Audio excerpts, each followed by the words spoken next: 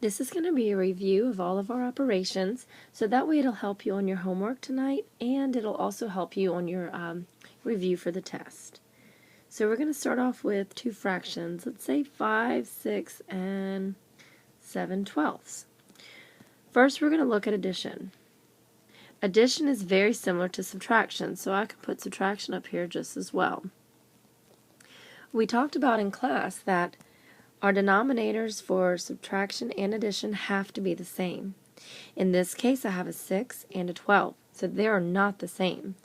So let's look at how and what we can do to fix that. So I know that for this guy, he's 12, and my 6 can go into my 12. So let's go ahead and throw out a 12 and a 12.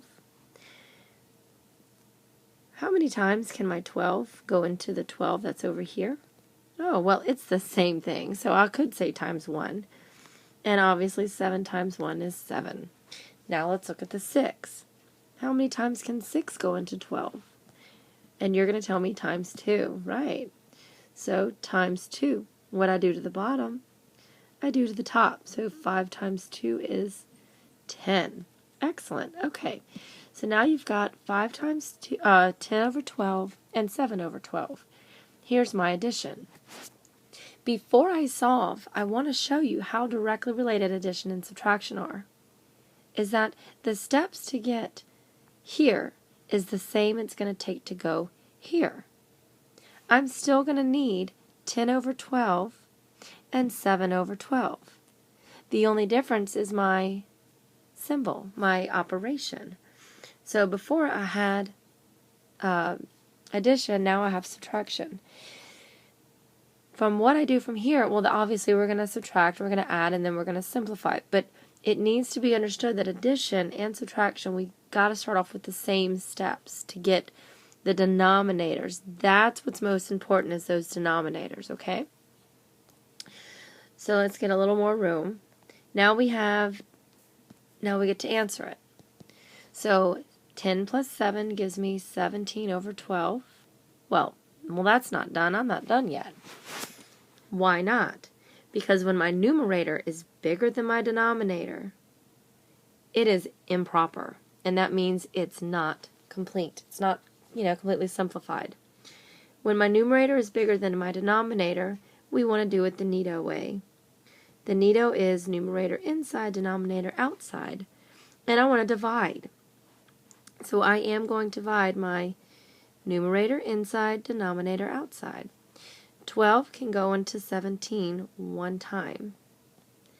1 times 12 is 12. When I subtract it, I get that 5.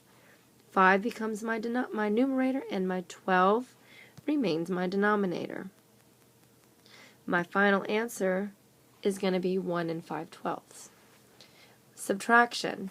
I said it the same way. Now I get to solve it. All I have to look at is 10 minus 7, and that gives me 3. But 3 over 12 is not simplified. I can go further. Now, my numerator is smaller than my denominator, so I'm not going to get a whole number like I did for the addition. But instead, I'm going to simplify it by my cake, because simplifying is as easy as a piece of cake. And I know that 3 can be divided into 3, and 3 can be divided into 12 4 times. So my new fraction is 1/4. That's how I can subtract and add. Now let's go through multiplication and division of fractions. So in class I showed a little trick just to kind of give you a visual, and I'm going to rewrite my fraction word as fraction. There's fraction, and then I'm going to do it again. So fraction, and like that.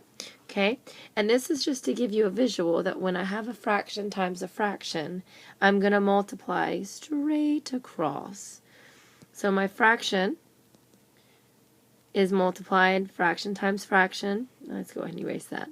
And shun times shun. Let's do an example. I'll erase you out.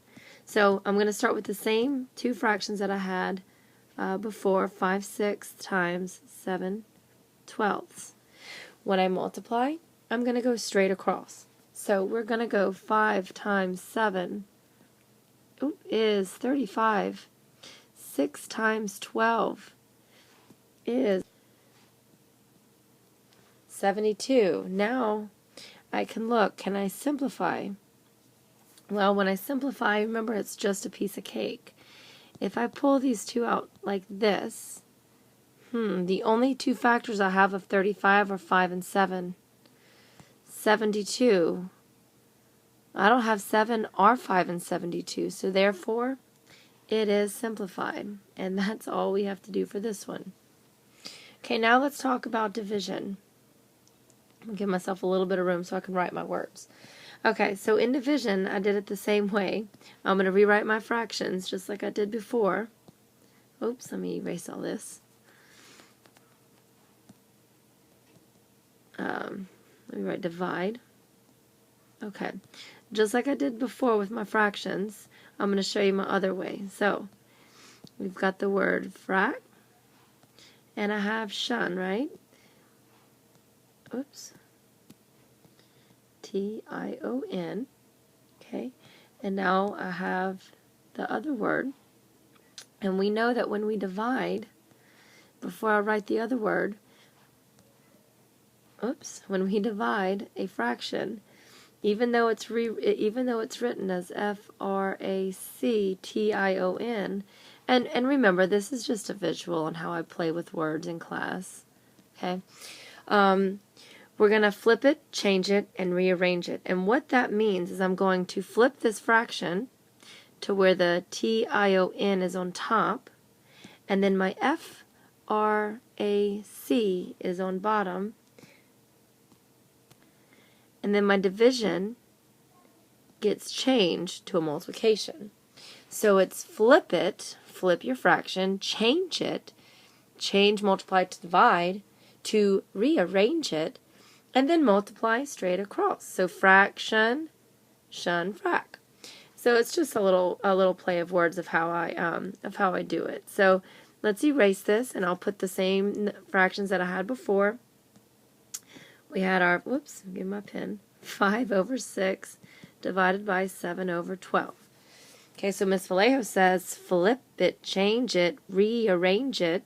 We're going to flip 12 over 7, flip it, change division into a multiplication, and then I'm going to multiply straight across. 5 times 12 is 60. 6 is 42. And so now I'm stuck with 60 and 42.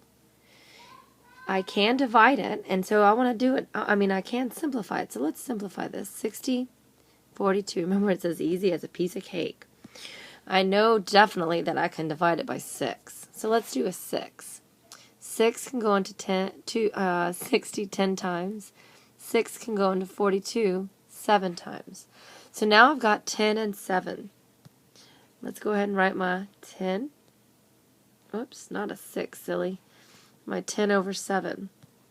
So that's simplified, but I'm still not all the way done. I still can divide my 7 into 10 because that big old 10 is making it improper. So don't think that when my numerator is smaller that it's improper and I have to divide, only when it's bigger. So that's when I go neato, numerator inside, denominator outside. 7 can go into 10 one time. 10 minus 7 gives me 3. My denominator does not change. So when I divide, I got 1 3/7. All your fractions for your homework is 2 fractions that you're going to add, subtract, multiply, and divide.